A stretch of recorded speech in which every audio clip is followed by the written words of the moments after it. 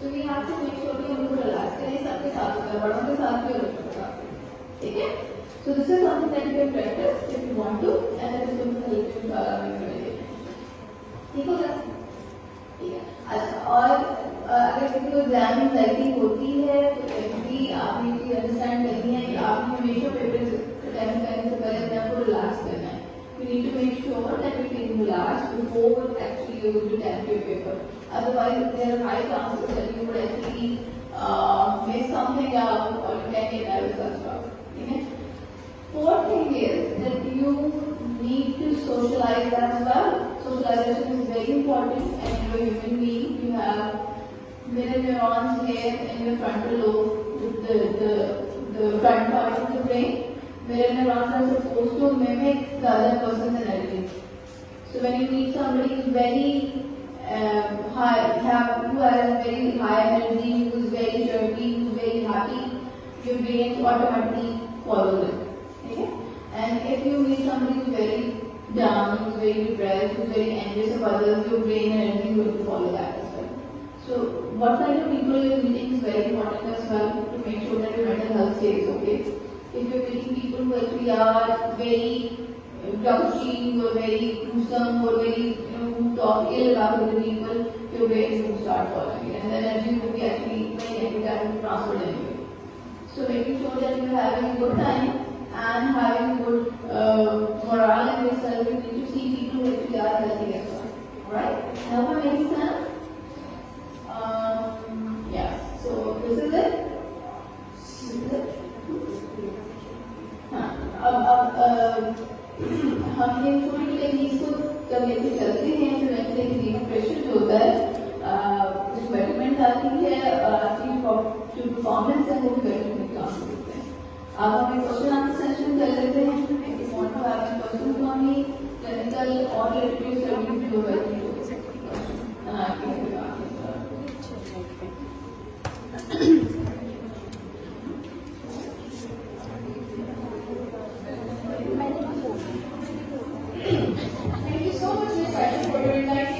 Now we would like to open the floor for questions.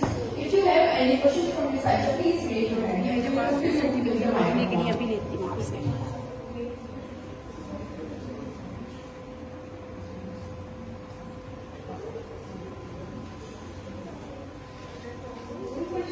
I am a clinical psychologist and I am a therapist as well. So if you have any question regarding mental health, I can answer. So speak up. So sorry.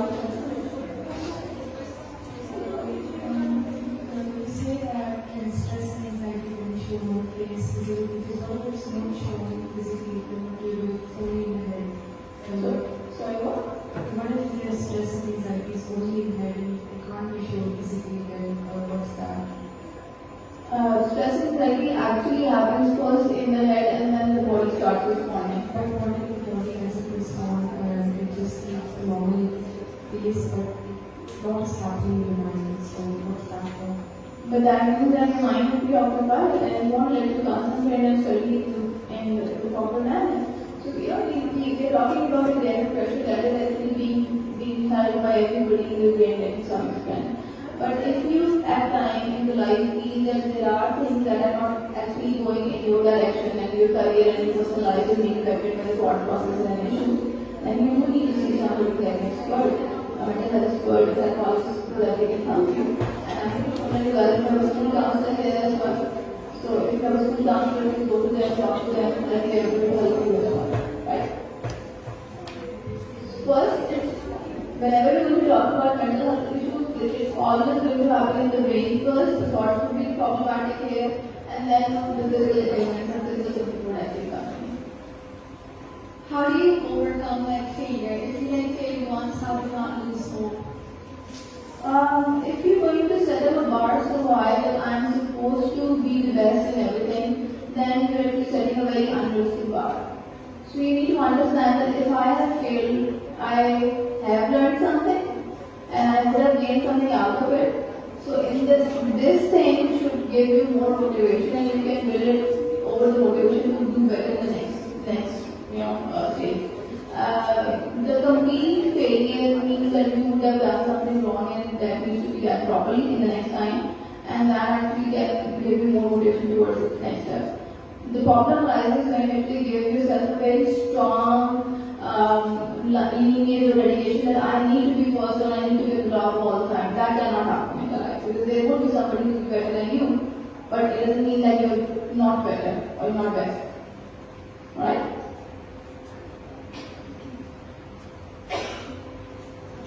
What about the students who they know that they're struggling with academic stress, but their parents they fail to understand this and they simply disregard their opinion. They say it's fine and it's all in the head. All of the child is really struggling. What do you think the student should do about that? Just the way I just spoke earlier, that I'm pretty sure that we have a school counselor here and you can also go to them. They will tell you about certain techniques and tips that will help you in overcoming that stress, or the personal one. And obviously, the school can counsel the parents, and the parents are pretty open these days about mental health and they don't understand it. I mean, I have so many parents who would actually bring their children that they might need to talk to you, and the children do. So, the strike is gotten quite open about mental health issues. It's not like 20 years back now. Sometimes when you're multitasking, though, अपने mind को ज़्यादा occupied रहते हो, you keep things which are importantly होती तो how to keep your mind empty? इतनी सारे thoughts ना आया अपने mind को जो occupy आपने किया वो ना रहे. Your mind cannot be empty all the time. That you need to understand. Your mind makes billions of thoughts on the daily basis, and you can have multiple thoughts at the same time, and that is totally fine. What we need to understand is that we need not to follow every thought process that we have in our mind. We're not supposed to be fully out of every thought process. We're not supposed to follow every thought. So if you're trying to concentrate on something, make sure the distraction that around yourself is minimal. For example, if you're trying to learn, make sure the phone is not here, the TV is turned off, there's not much distraction around, then you'll be able to focus on something. Otherwise, there will be some that you wait to pick up because you have sensors in the body and they hit stimulus or something. Right? How can you overcome lack of sleep with academic pressure? You need to understand the fact that if you're pressurized in some manner, sleep would actually get disturbed. It's one of the most common symptoms. What you can do about it is that you do not force yourself to sleep at the proper time in those days. Don't force yourself to make so nice or not meaningfully getting. Make sure that you're having a good lay down, you're relaxing yourself, and the sleep will come eventually. And if you want to sleep properly in the night, make sure that you take a nap in the evening or in the afternoon so the sleep cycle will actually complete. Okay? And also, if you are taking sugar caffeinated substance while you're studying and then you're expecting yourself to go to sleep, that will not happen because caffeine and sugar and chocolates and all, if you're taking them after the evening or in the night time, they will actually keep you awake because they actually boost the brain power. So they won't let you sleep. So make sure that you're eating properly, you're taking your food intake properly, and then you will sleep eventually come. Exercise also helps. What's the difference between anxiety and tension? Tension is a layman language word that we use for multiple things. For example, pressure is a situation that you might not be able to handle, a situation that you might not be able to solve at a certain point. That's pressure or stress. Stress is a normal thing that is supposed to help you overcome any conflict in the life, and that is supposed to help you get motivated about certain things as well.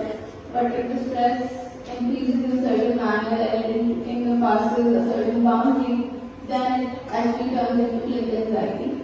And clinical anxiety is when your brain starts fearing about certain situations and things which are not there. So you're actually getting afraid about so many things which are not there. For example, something bad would happen, something bad would happen to my loved one, something bad would happen to me, or this would happen, that would happen, and the thoughts would not be able, you would not be able to solve those thoughts as well. That's anxiety, and that actually hampers your whole routine about the personal life, social, and other aspects of life. Anything else? That's it. Thank you everyone. बहुत बहुत शुक्रिया. All the best to you all.